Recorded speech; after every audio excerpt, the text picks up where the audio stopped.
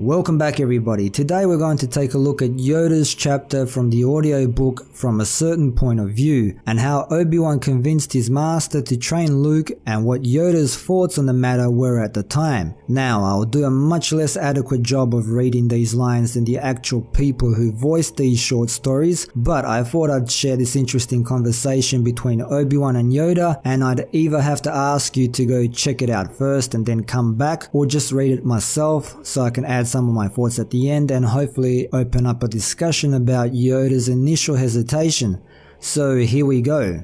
Yoda crossed the room and sat down on his bunk. It was no longer as damp as it had been. I am old, Master Kenobi. 900 years is old and worn out. Not so worn out as you might think, Master. Where is my pot? Yoda looked up at the empty shelf. There was an encounter, he said. An encounter, not so difficult an encounter that you were unable to preserve Qui-Gon's cloak, I see. Always with you it has to be both. Difficult choices must we make sometimes in this world. As now, Master. Here you are for that? Master, I want you to take on a new Padawan. You do you? I want you to train young Skywalker. Yoda felt his heart thrill. He did not imagine it could have happened, but here it was. Yes. You agree so quickly. Long have I wanted to train her. Master, I want you to train Luke. Yoda looked at the shimmering face. No, he said. He stamped his cane on the floor. That is not the one. Not ready is he. Who is ever ready? Not that one. A Jedi must have the deepest commitment. That one looks from one cloud to another. A Jedi must have the most serious mind. That one cannot keep his mind from his speeder. Not him. Her. Master. He will not finish what he begins. He is reckless. Master, and well we know, the path a reckless one must set his foot. The shimmering Obi-Wan sat down on the bunk beside his old master. This is damp, said Obi-Wan. Bother you does dampness do, Master Kenobi. You'd be surprised, Master. For one 900 years old, no more surprises are there. Obi-Wan smiled. I promise you, Master, you will be surprised. Said Yoda. He lay down on his bed and pulled the blanket up around him. Already come the time is to be with you. Already come the time is to become one with the Force. Obi-Wan shook his head. Not yet. And to tell me this, you are the one? Obi-Wan spread his arms wide, almost as if he would embrace his old master. I am the one to tell you this. Impertinent still. Yes, Master. A long silence.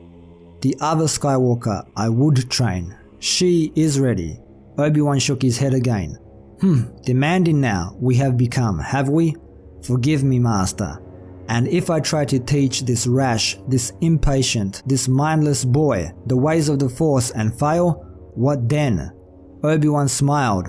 I seem to remember an old master of mine who liked to say something about trying. Said Yoda, and drew the blanket up closer. He closed his eyes and Obi-Wan waited.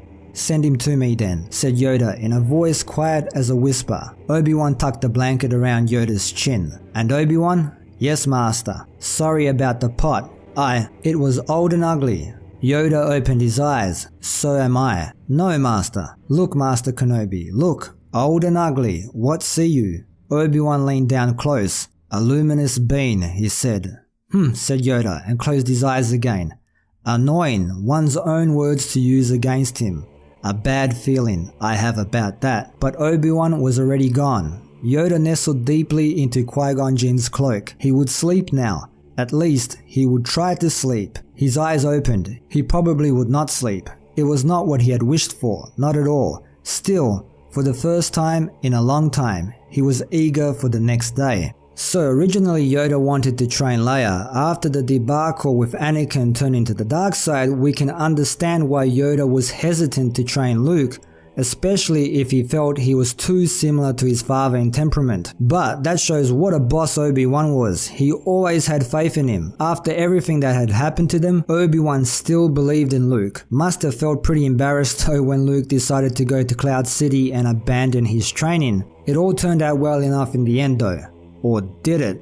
Another interesting little tidbit of info is Yoda uses Qui-Gon Jinn's cloak as his blanket. That's pretty cool, but I thought the Jedi were to refrain from attachments. It sounds like that cloak is pretty important to him. Maybe it helped him commune with Qui-Gon, so that's why he keeps it around. I like that the cloak is a little Easter egg, even if it was added retroactively.